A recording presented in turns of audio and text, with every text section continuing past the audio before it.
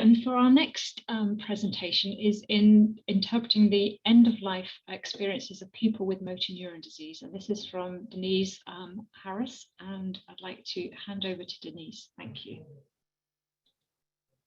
Hello, I'm Dr. Denise Andrea Harris. I am affiliated with Manchester Metropolitan University, UK, and my PhD has been about interpreting the meaning of existence for the person with motor neuron disease and their family carers. 9 months before her diagnosis, my mother was already experiencing the degenerative effects of MND in her speech and movement. Looking back, she also had other symptoms.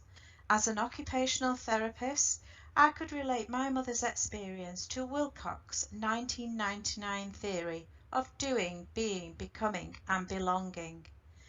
I considered that she was unable to undertake daily activities and unable to be an independent woman.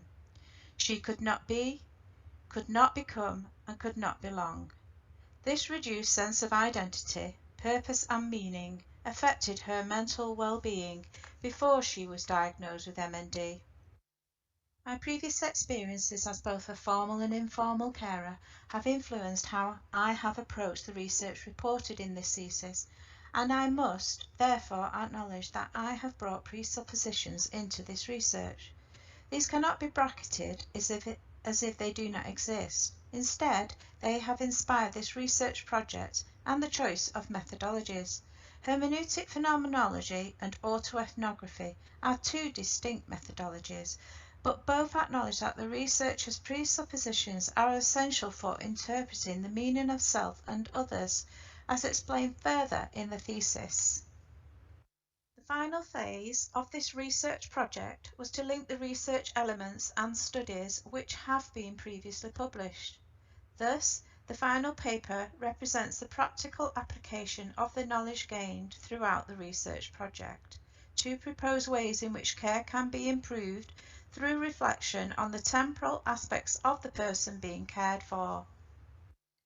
Learning from our published papers and existing MND-focused person-centred decision-making models, we suggest that the issue of time is important for two main reasons.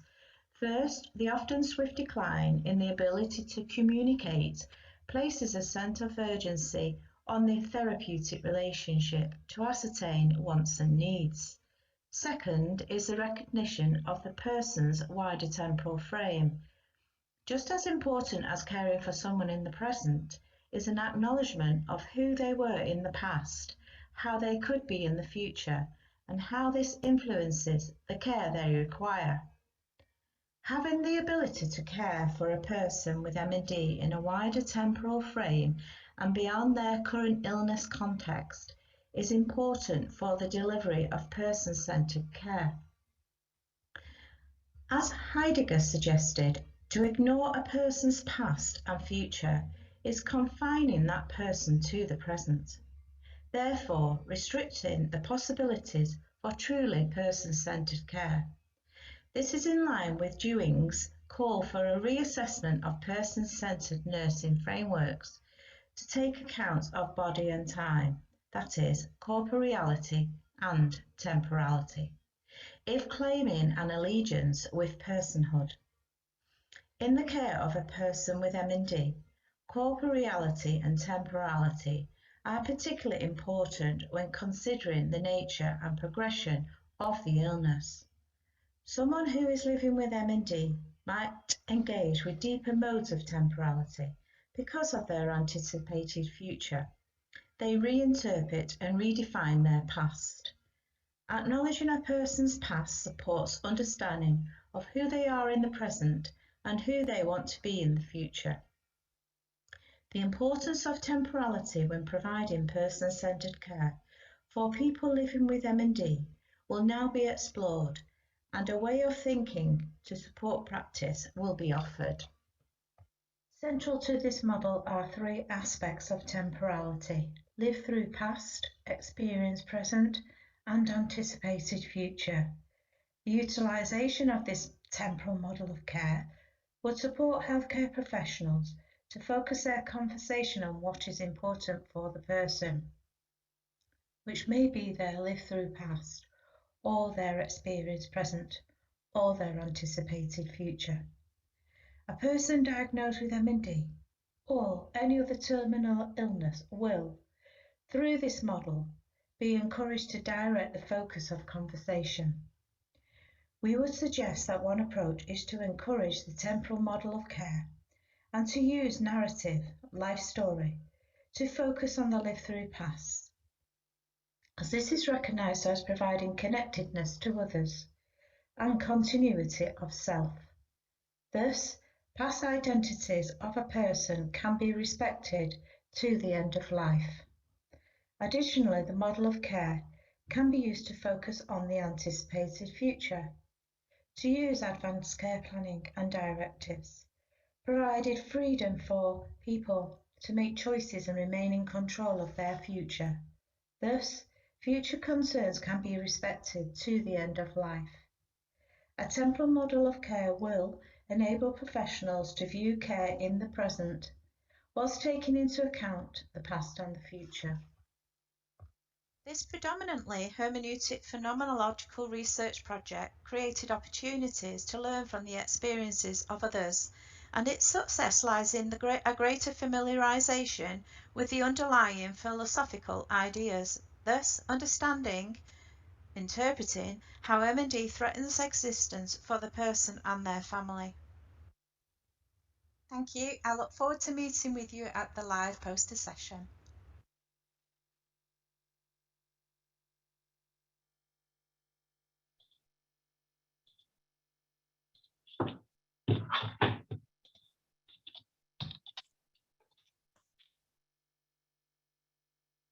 Hello. Right. Hello. Hello. Hi. Denise, can you hear me? I can hear you. Can't see you though. Great. No, I'm just waiting for my camera to go back on. But thank you. Thank you. I have a cold. I'm very sorry. Well, you can be in isolation in your own house, and naturally. that's the beauty of this, I suppose. Virtually. Definitely. That was really, really interesting, and I wonder if I like the concept of that. How could I use it in a clinic setting, or do I have to really be one-to-one more time? How can I use it on a day-to-day basis, do you think? I think every professional could use the model to focus what is important to the person, whether that's in the community or it's in a hospital setting, clinic, etc. It's just letting the patient, the client, however you want to refer to the person with motor neurone disease, guide what they're concerned about on the day that you meet with them. So, for example, I think as healthcare professionals, we're very, very good at focusing on the person and the symptoms in the present. But actually, at that moment when we see the person, they might want to talk about their loss. And that loss might be their past ways of being, or it might be what they anticipated, projected for their future. So it is about letting, with the model is set out to actually say to the person, now we're here today, what would you like to focus on our conversation on today? And it is all about a tool for communication with the person, and let them guide if they want to talk about themselves in the present, or how MND is impacting on a family carer. What is it that is concerning you today? And you may be able to, as a professional, solve that problem there and then, or you may be signposting to another professional who is more able to attend to their needs that they've raised. Excuse me.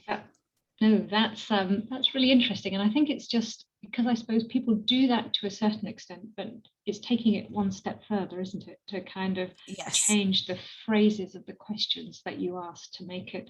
Because I know, I suppose when I'm in the clinic, I'm thinking, you're eating, you're breathing, you're this, you're that, and I may well be kind of leading the questions. But if I were to sit back and ask what's their problem, we might, it might be very different. It would be very interesting. Yes, to use the tool, because what you may find is actually the person's feeling that they want to talk about the future today because they've got major concerns about the progression of MND.